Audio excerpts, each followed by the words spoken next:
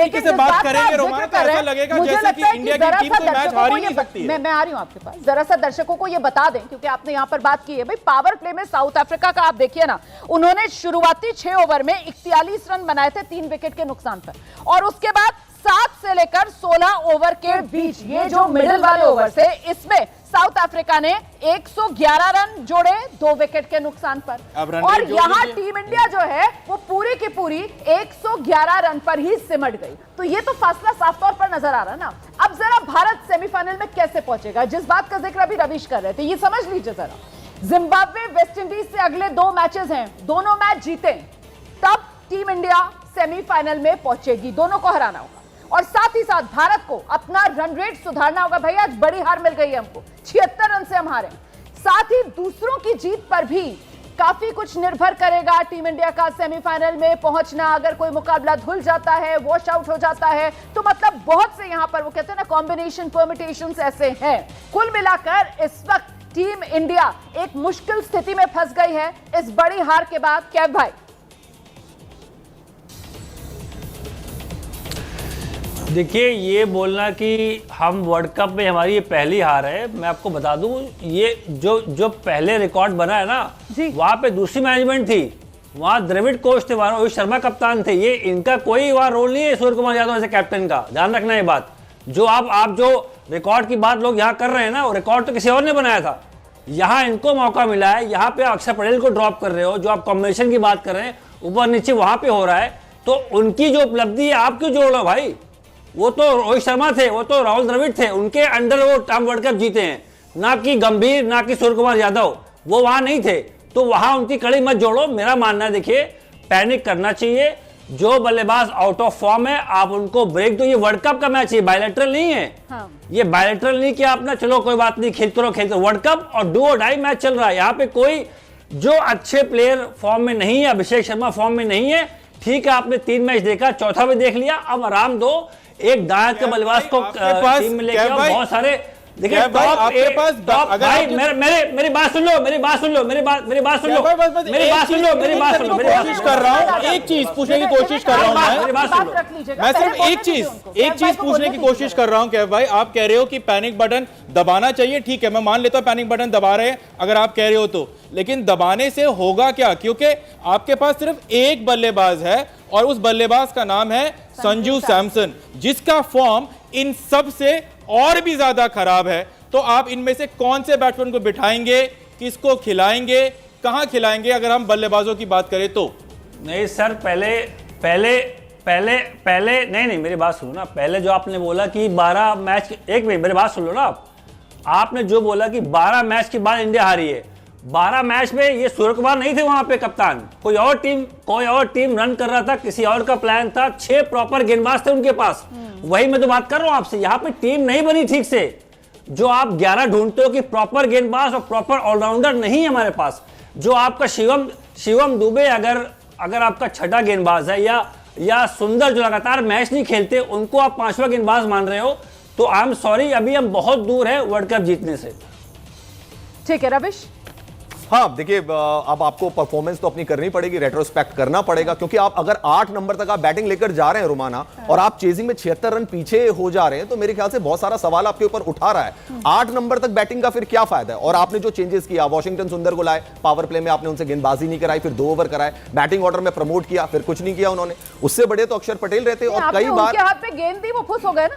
मतलब उन्होंने पहले ही अपना जो ओवर उन्होंने किया उसमें उन्होंने रन लुटा दिए। उसके बाद हैरानी इस बात को लेकर हो रही थी कि शिवम दुबे आपके पास ट्राइड एंड टेस्टेड है, आप शिवम दुबे से पहले वॉशिंगटन सुंदर को उतार रहे हो, और हालत देखो, आप शिवम दुबे तो फिर भी आखिर तक टिके रहे, और बाकी ये जो वॉशिंगटन सुंदर है वो 11 पर वापस लौट गए, हार्दिक पांड्या 18, रिंकू सिंह 0। बहुत आराम से सरेंडर हुआ है रोमाना, बहुत आराम से सरेंडर किया है। मैंने आपसे कहा ना, जब 5वां विकेट गिर गया था सूर्य कुमार यादव, उसके बाद सरेंडर ही था। रन रेट बहुत हाई था, आपने वहां तक पहुंचना नहीं था, फिर बस औपचारिकता हो रही थी। किसी के जहन में प्लान बी भी नहीं था कि हम कम से कम पूरे 20 ओवर तो खेलें और ज्यादा क्लोज जाने की कोशिश करें, 188 के 160 170 तक जाने की कोशिश तो करें। वो प्लान भी आपने इंप्लीमेंट ही नहीं किया, आपने सीधे सरेंडर ही कर दिया। फिर ये नेट रन रेट के बारे में मुझे जानकारी मिल रही है। देखिए टीम इंडिया का नेट रन रेट कहां पहुंच गया है, वो माइनस में चला गया, -3.80। इसीलिए अब यहां से टीम इंडिया के लिए मुश्किल हो सकती है, ऐसा माना जा रहा है। क्योंकि आगे जिम्बाब्वे को हराना है, आपको वेस्ट इंडीज को हराना है, दोनों टीम को आपको हराना होगा, तो ठीक है, आप अपने लिए जगह बना पाएंगे, वरना तो बहुत कुछ निर्भर किस्मत पर भी करेगा, जो बाकी टीम्स हैं उनकी हार जीत पर भी बहुत कुछ निर्भर करेगा, क्योंकि टीम इंडिया को जो बड़ी हार मिली है उसके बाद टीम इंडिया का रन रेट इस वक्त -3.80 पर पहुंच गया है। कैफ भाई, अब यहां से बहुत बदलाव की जरूरत है। सबसे पहले तो मुझे लगता है वो टेम्पलेट जिसको लेकर बार बार बात की जाती है, शायद वो टेम्पलेट उस टीम के लिए सही थी जिसकी कप्तानी रोहित शर्मा करते थे या जिसका मैनेजमेंट बिल्कुल अलग था। अब इस टीम को उस टेम्पलेट को लेकर भी दोबारा थोड़ा गौर व फिक्र करने की जरूरत। देखिए, अच्छी बात यह है ना कि जो सुपर 8 का लास्ट लीग मैच है वो वेस्ट इंडीज बनाम इंडिया है, वो 1 मार्च को है। तो अगर आप अगला मैच जीतते हो अगेंस्ट जिम्बाब्वे तो आपको एग्जैक्टली पता होगा कि आप कहां खड़े हो, किस मार्जिन से आपको जीतना है, कैसे आपको खेलना है।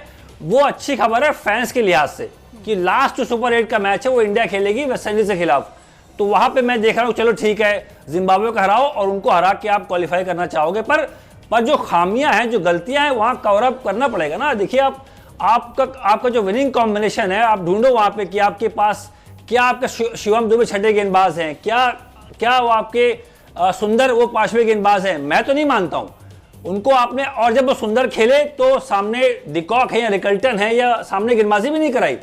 तो कई चीजें ऐसी हैं जो मुझे थोड़ा सा वहां सवाल खड़े हो रहे हैं कि भाई कैसे आगे बढ़ना चाह रहे हैं कि एक प्लान के तहत। अच्छा, आपको लेफ्टी राइटी भी करना है, पर आपके जो टॉप 8 में 2 दाएं के बल्लेबाज है बस। अगर लेफ्टी राइटी करना है तो आपके पास राइटी है ही नहीं टीम में।